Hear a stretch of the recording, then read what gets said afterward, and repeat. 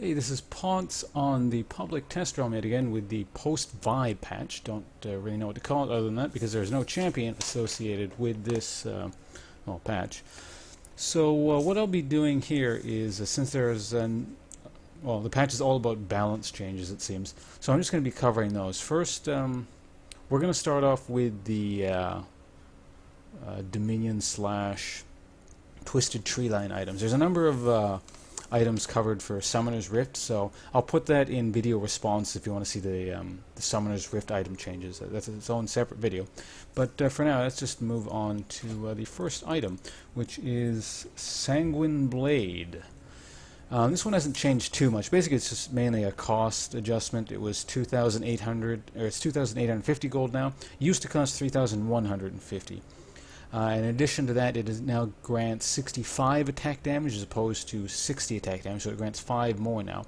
But the trade-off is, well, sort of trade-off, is that now basic attacks grant plus 6 attack damage per stack, and it only stacks up to 5 times, as opposed to before it was it would grant 5 damage per stack and would stack up to 7 times. It used to add up to 35. Now total stacks add up to 30, but ultimately it stacks up faster, and it ends up being the same thing because the base damage is 5 damage higher. So basically it's better and cheaper is what it boils down to.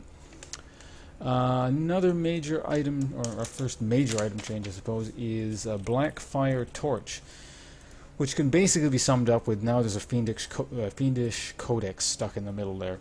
So yeah, it used to give 70 AP, it now grants 80. It never granted mana regen before because, well, Fiendish Codex grants mana regen, so 10 MP5, and now gives 20 cooldown reduction as opposed to 10. So, and of course, it's more expensive because, well, there's a new item stuck in there. So it's going to take longer to get to that big item. In fact, it's really expensive now. It's actually 3,950. Which is more expensive, that or Trinity Force? Let's find out.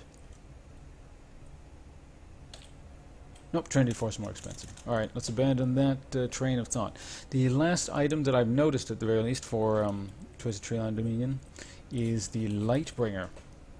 I never actually built this item before while playing this mode, but I don't play it that often anymore, so it doesn't say a lot.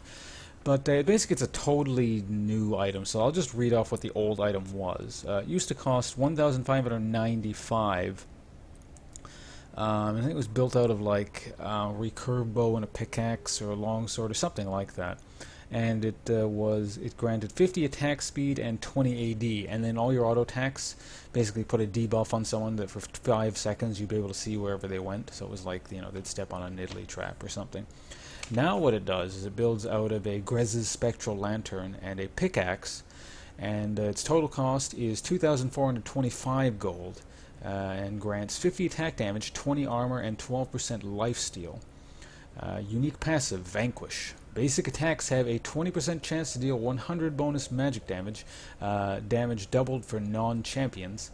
Unique active, a stealth detecting mist grants vision in the area for 10 seconds, 60% or 60-second cooldown. So it's kind of like that, what was it called, Hex Sweeper or whatever it was, that thing that drops a bomb and it grants vision of an area. Yeah, so that's it for the balance changes on this map and Dominion. I'll be moving on to other champion balance changes and the items in Summoner's Rift like I was talking about. This has been Ponce, streaming from lifeintheleague.com/livestream every weekday 1 p.m.-ish, give or take a few hours until 8 p.m. Eastern Standard Time. Yeah, hopefully you found this informative, and see you around. Thanks for watching.